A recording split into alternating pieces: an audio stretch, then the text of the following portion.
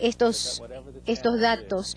El futuro de una organización siempre nos exige tener una idea clara de hacia dónde queremos ir, qué es lo que queremos lograr para aportar estabilidad a nuestra empresa, al proceso, poder articular y explicarle a la gente que nos rodea para que ellos también nos den apoyo y también participen de esa visión, porque si no hay una visión compartida, entonces no hay la energía que se requiere y que proviene de los recursos que tenemos para materializar esa visión. Así que es necesario el diálogo, la comunicación, la conversación. Tenemos que tener conversación en una forma que nos permita hacer nuevos descubrimientos de las cosas que ya existen, nuevas formas de ver las cosas actuales para crear la oportunidad del futuro. La siguiente llamada nos llega de México, Baja California, Cervecería Cuauhtémoc Moctezuma. Sí, mi pregunta es la siguiente. En el ejercicio de construir una visión, ¿quiénes deben participar y cómo se concluye esta sesión?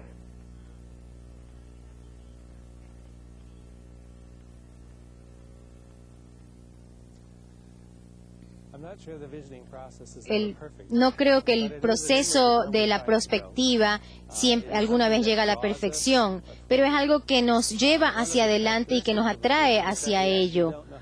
Es decir, el asunto es que no sabemos cómo llegar allá y por eso en el camino encontramos muchas cosas nuevas, hacemos descubrimientos. De tal manera que si empezamos a hacer las relaciones y conexiones, ya eso no es una visión, porque entonces ya eso se convierte en estrategia. Así que de cierta forma estamos desconectados de esa visión. Y las visiones pueden provenir de cualquier parte, pueden venir de la parte de la alta dirección, que muchas veces pensamos que de allí proviene, pero en muchas empresas la visión se origina abajo en las bases de la organización, no en la primera línea. Y creo que la creación de la visión puede ser el trabajo de cualquiera, puede ser debe involucrar a mucha gente y en la conversación, pero muchas veces ya el líder tiene que adoptar una posición y decir, bueno, hacia aquí vamos y de aquí partimos. Yo también digo que no me pasaría todo el tiempo visualizando o haciendo visiones y creando mis visiones y seguir hacia ella y refinarlas. Yo creo que eso es mejor antes que decir, tengo la visión perfecta y ahora no puedo llegar ahí porque no tengo los recursos. Así que hay que buscar el término medio y el momento ideal. La siguiente llamada nos viene de Panamá. La Universidad Tecnológica de Panamá, la ciudad del Istmo. Adelante. Muy buenas, Mr. Hoffman. Un saludo caluroso. ¿Puede plantearse más que un aprendizaje a través de códigos verbales como por imágenes visuales o vivencias sensoriales a las que se le asigna un nuevo campo de comunicación?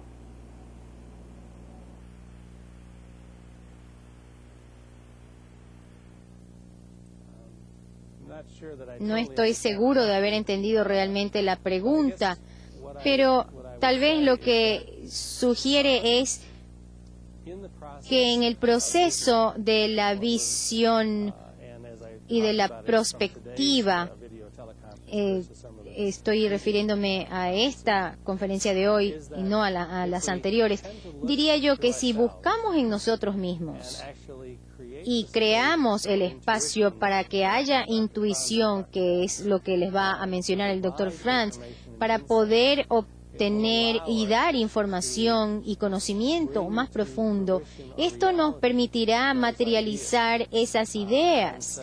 Y yo creo que el proceso de la prospectiva puede llevar cierto tiempo, pero al mismo tiempo es un proceso que tenemos en el cual tenemos que confiar, porque también sabemos que estamos trabajando con una incógnita, pero tenemos que tener confianza y fe en esa incógnita y tener a la vez una intuición clara de lo que esto es, de tal manera que la perspectiva es importantísima, porque estamos queriendo crear algo que parezca tangible para que la gente que está a su alrededor pueda aprender. Así que es importante darle a esa visión algo de materialización y esto se lo hace al expresarla y de esta manera al comunicarla de una forma eficiente, entonces con un lenguaje interesante, atractivo, la gente se va a entusiasmar y va a participar y entonces se convierte en una visión compartida. Ahora, otra cosa, en realidad se conoce que la comunicación humana realmente es no verbal. De tal manera que en cuanto a las nuevas formas de comunicación, esto, por supuesto, no es un tema nuevo, sino que recién estamos descubriéndolo, redescubriendo que la comunicación es no verbal. Estamos dándonos cuenta de esto cada vez más, de que mientras más libre se sienta la gente de una organización para expresar sus pensamientos y sentimientos, entonces mayormente se expresará ese conocimiento tácito implícito que la gente tiene, o sea, sacarlo, o sea, es algo que ya está, la mina de oro que hay que descubrir y explotar, de tal manera que la visión ya podrá ser mucho más representativa de cada punto de vista. Entonces, si aprendemos a escuchar muy atentamente a lo que la gente dice y saber y descubrir a qué se compromete la gente, ustedes se van a dar cuenta que cada persona de la organización realmente tiene algo muy valioso que agregar a esa visión. Muchas gracias. Vamos a ver si nos entra una última llamada y vamos a ver si las respuestas son un poquito más cortas. Esta llamada nos entra de México, de la Universidad de Centro de Capacitación para el Trabajo Industrial de México. Adelante. Bueno, me comunico de la Universidad de Monterrey, en Monterrey, México. La pregunta es, ¿cuáles son las resistencias más comunes entre los ejecutivos que viven estas dinámicas tan atípicas?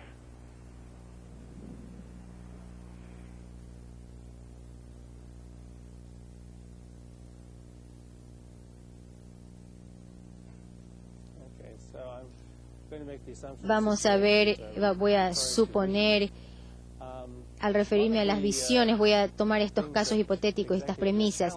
A los ejecutivos les presenta un reto, por supuesto, el hecho de que ellos son los que están manejando, conduciendo el negocio día a día. Entonces hay decisiones que tienen que tomar rápidamente, así que muchas veces hay resistencia. Por ejemplo, decimos, no tengo tiempo para esto. Pero si uno puede crear,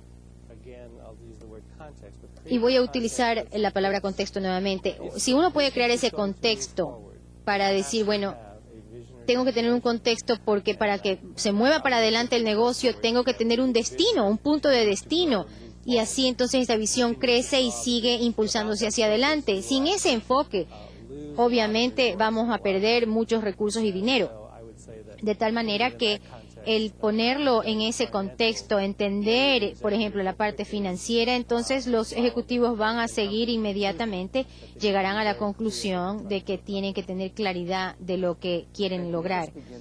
Muchas gracias. Queremos ahora empezar con el módulo 2, en el cual el doctor Franz nos va a hablar un poco sobre el papel de la intuición en la creación de la visión y del éxito del negocio.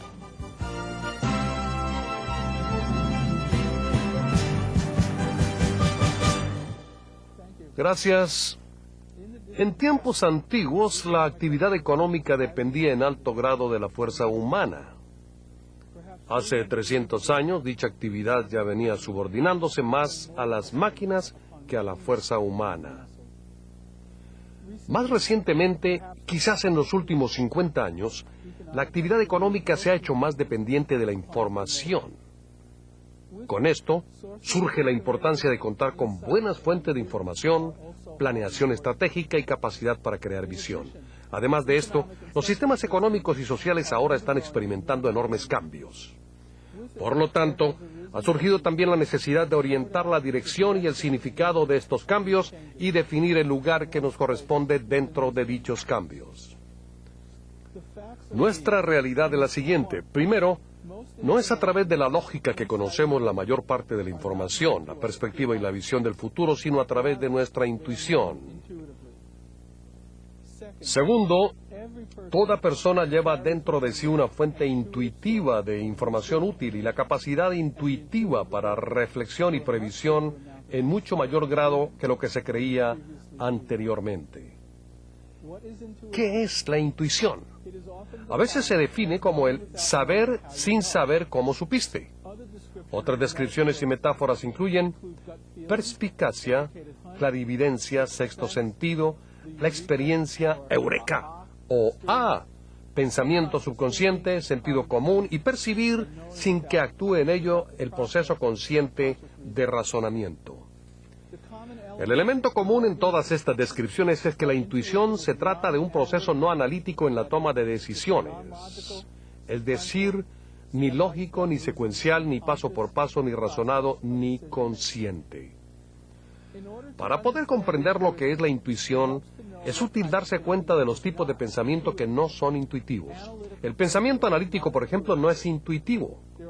Hay 4 diferencias principales entre estos dos estilos. Dichas diferencias involucran el uso de los sentimientos, el esfuerzo personal generado al estar pensando, el uso de la lógica y la habilidad de articular cómo es que usted llegó a sus conclusiones. Primero, el pensamiento analítico no depende de las corazonadas o presentimientos. Segundo, el pensamiento analítico requiere del esfuerzo consciente del pensador. Tercero, el pensamiento analítico requiere que el pensador proceda conscientemente a seguir una serie lógica de pasos. Cuarto, el pensamiento analítico utiliza pasos que son susceptibles de explicarse a otra persona, de modo que la otra persona pueda desempeñar el mismo experimento que hizo usted y llegar a los mismos resultados. En contraste, las instituciones se derivan de un proceso interno no observable. Los pasos que se dan para llegar a la intuición no se saben, de manera que no pueden explicarse a otra persona. ¿Cómo sabes lo que te dice tu intuición? No sé cómo lo sé. Es una respuesta común a tal pregunta. Por lo tanto, el pensamiento intuitivo se efectúa sin esfuerzo, porque las intuiciones fluyen a la mente consciente. Las intuiciones no implican el seleccionar, ordenar, organizar o manipular hechos con la intención de llegar a una conclusión que fluya lógicamente de los datos. Las intuiciones son sentimientos amorfos, fugaces y casi imperceptibles. Pueden llegar en forma de corazonadas, sensaciones corporales o comprensiones relámpagos. La intuición resultante es racional, pero no como consecuencia del pensamiento analítico.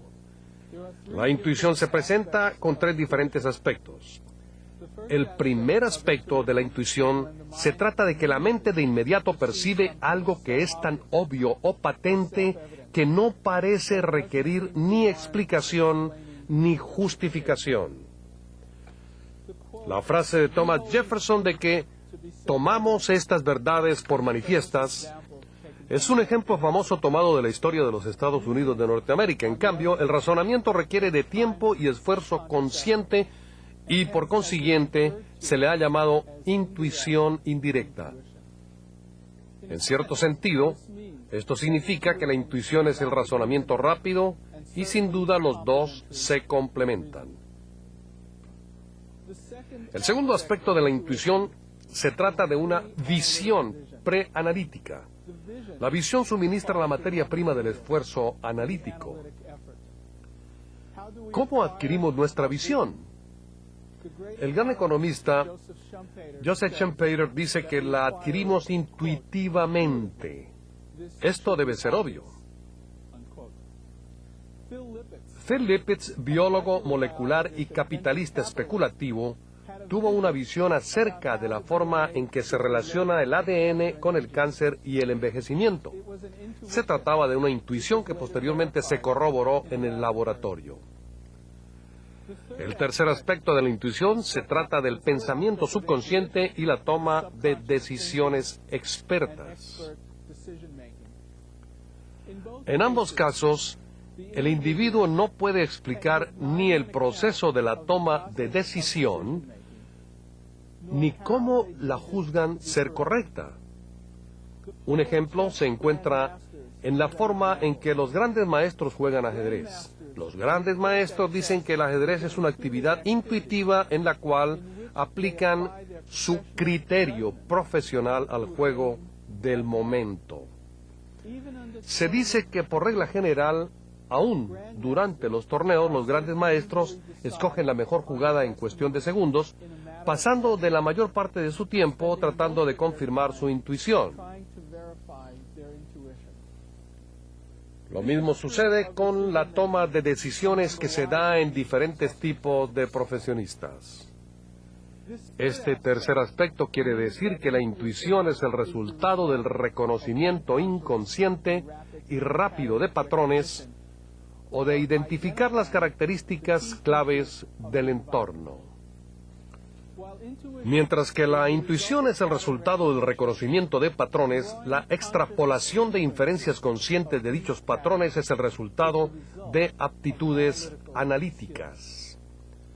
La intuición y el razonamiento son componentes complementarios de los sistemas eficaces de tomar decisiones. Ahora examinemos el uso de la intuición en nuestras organizaciones. Un libro publicado recientemente intitulado Intuición, la nueva frontera en la gestión administrativa, reportó los resultados de una encuesta sobre las creencias y el uso de la intuición entre 1.312 gerentes en 9 países, incluyendo a Brasil.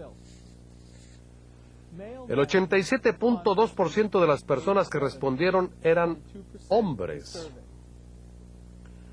De estos 1.312 gerentes, el 71.6% creen que la intuición tiene importancia para la investigación y el desarrollo. Entre gerentes estadounidenses, la cifra es del 83.1%. Para toda la muestra, solo las cifras correspondientes a la estrategia y planeación empresarial, la comercialización y la capacitación de recursos humanos sobrepasan la cifra correspondiente a la investigación y el desarrollo. Para toda la muestra, casi el 80% de los gerentes reconocen haber empleado la intuición y creen que contribuye al éxito de la empresa. Los gerentes en la encuesta enunciaron varias definiciones o descripciones de intuición. Las definiciones frecuentes eran el pensamiento no lógico, decisiones tomadas sin razonamiento y basadas en pocos indicios o datos, un sentimiento interno, análisis subconsciente basado en información almacenada en la memoria, perspicacia, el sexto sentido y el conocimiento espontáneo. Casi el 60% de los gerentes creen que la intuición puede ser aumentada. El 40% restante está equivocado. En los Estados Unidos, el porcentaje que cree que la intuición puede ser aumentada sobrepasa el 70%. El uso de la intuición en los negocios no es nada nuevo y abundan los ejemplos. A continuación, voy a citar algunos. La portada de la revista Forbes en su número 13 de enero anuncia: Empresa del año Chrysler. Listo, disciplinada, intuitiva. Agregué el énfasis. El papel del vicepresidente Bob Lutz en alentar la utilización de la intuición en la Chrysler se ilustra con su siguiente declaración, comillas: hemos puesto tanta fe en analizar, en cuantificar y en usar otras funciones de la parte izquierda del cerebro izquierdo que a menudo dejamos de ver el bosque por estar examinando los árboles. Durante los últimos años me he involucrado en una especie de cruzada personal en Chrysler a fin de que se acepte lo que, por falta de otro término, yo llamaría el pensamiento o reflexión a través de la parte derecha del cerebro, cierra comillas. Conrad Hilton no se oponía a escuchar a su voz interna.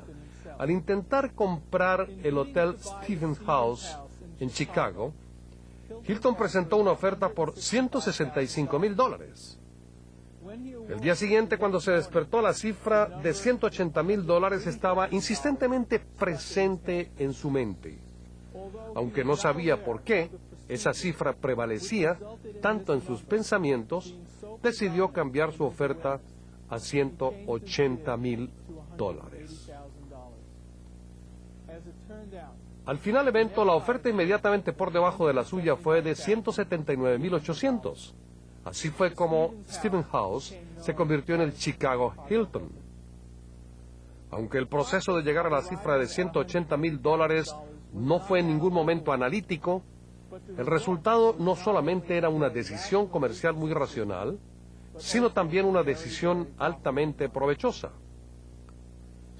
Tom Thibault, el ejecutivo en jefe de la organización financiera Citicorp, declara, comillas, sigo mis corazonadas, pero no es mi intención emplear el término corazonadas de manera no científica. Por el amor de Dios, después de 25 años en algún puesto, es de esperar que uno haya aprendido lo suficiente para sentir el significado de las cosas que pasan. Cierra comillas. Artículos en tales publicaciones como Harvard Business Review, Fortune, Inverted Business Daily y otras similares han alabado las virtudes de la intuición.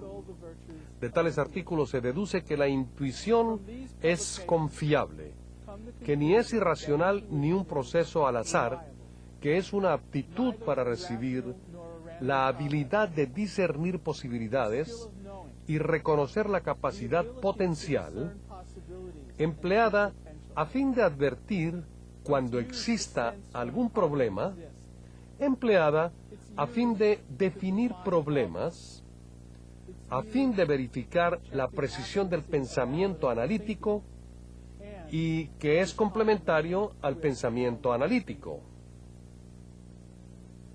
¿Qué se dice del uso de la intuición en actividades diversas a los negocios? Algunos de los científicos y artistas de mayor renombre en el mundo reconocen el valor de la intuición. Jonas Salk escribió, comillas, solo cultivando y refinando los procesos de la intuición y el razonamiento de manera complementaria podremos lograr la sabiduría que buscamos. Deje que la intuición sirva de su guía, acompañada por el razonamiento. Cierra comillas. Albert Einstein escribió que, comillas, desde luego, la verdad en cuanto a los temas físicos nunca puede fundarse exclusivamente sobre consideraciones matemáticas y lógicas. No hay senda lógica alguna que conduzca al descubrimiento de estas leyes. Uno solo puede llegar a ellas a través de la intuición. Cierra comillas. Einstein es solo un ejemplo entre muchos científicos que saben la respuesta antes de poder comprobarla y que llevan sus investigaciones a cabo conforme al dicho, listos, disparen, apunten.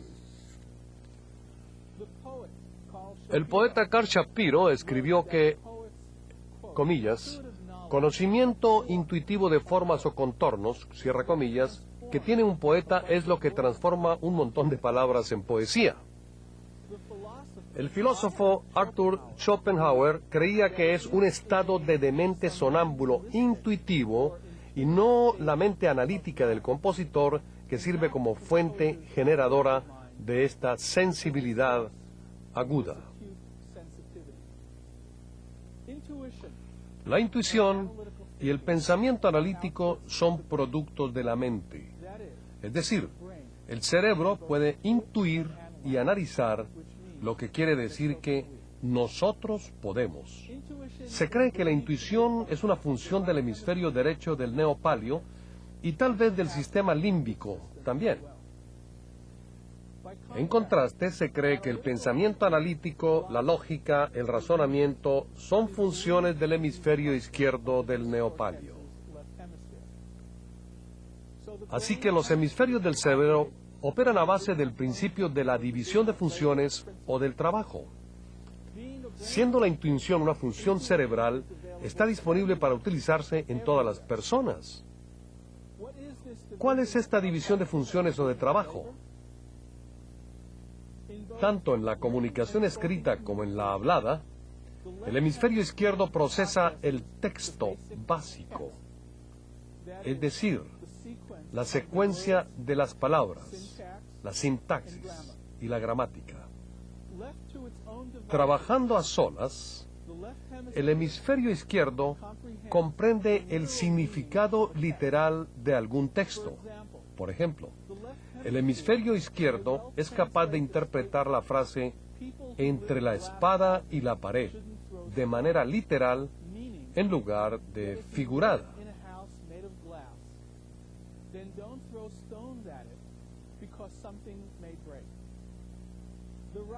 El hemisferio derecho está atento al contexto mediante el proceso de hilar o relacionar todos los componentes de la información. Esto quiere decir juntar toda la información acerca de nosotros mismos, otras personas, nuestro medio ambiente inmediato y el mundo en general, y teniendo en cuenta además el tono y los gestos del que habla, los cambios en su inflexión vocal y el contexto cultural de la conversación.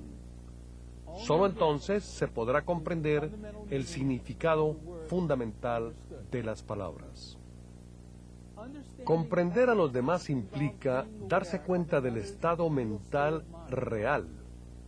Implica captar sus emociones, sus experiencias e intenciones, interpretar los indicios no verbales, tono de voz, expresiones faciales, ademanes, etc., y poder distinguir entre la verdad y una mentira.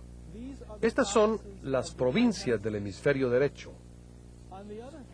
En cambio, trabajando a solas, el hemisferio izquierdo inventará su propio escenario de las emociones de la otra persona porque no capta los indicios no verbales. El hemisferio izquierdo es capaz de producir una explicación acerca de alguien que, por muy lógica que sea, resulta inaplicable. El hemisferio derecho es esencial para la percepción espacial porque puede ver todas las cosas a la vez.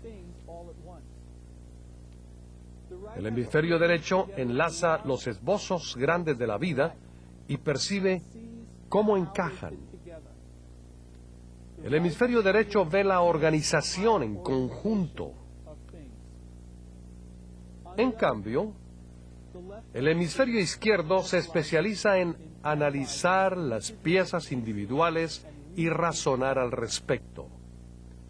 El hemisferio izquierdo vincula los elementos chicos de modo que pueda haber acción-producción y que puedan reproducirse conforme a una fórmula. En el hemisferio derecho, la fuente de la capacidad de las correlaciones es donde también reside el sexto sentido, dándonos la visión amplia de las cosas y del mundo.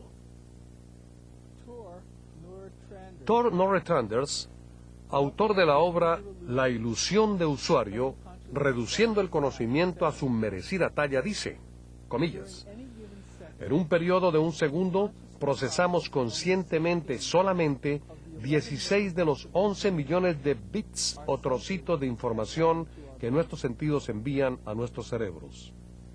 En otras palabras, la parte consciente de nuestro ser recibe mucho menos información que la parte inconsciente. Debemos confiar en nuestras corazonadas y perseguir nuestras intuiciones porque están mucho más cerca de la realidad que la realidad percibida del conocimiento consciente. Ahora examinemos cómo la intuición se relaciona con el pensamiento creativo.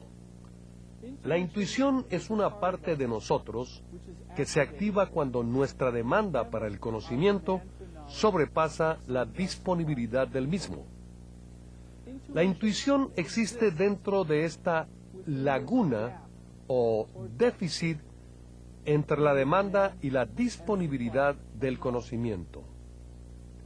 La intuición llena o reduce esta laguna. La intuición no es una cosa física, como lo es una manzana o una cebra. La intuición no se encuentra ubicada en un solo lugar. La intuición puede aparecer en cualquier lugar y en cualquier momento. Puede sentirse en las entrañas o en cualquier parte del cuerpo. La intuición, como al llenar una laguna, se puede experimentar en tantas formas como tipos de personas hay. La existencia de la experiencia o los conocimientos prácticos puede concebirse como una red, así como la red más grande de las dos que ustedes ven aquí. Los hilos individuales de la red representan ideas individuales y aisladas. Donde los hilos se cruzan y la red está intacta, es donde representamos el pensamiento creativo. La combinación de dos o más ideas en algo más profundo, tecnología nueva o innovaciones.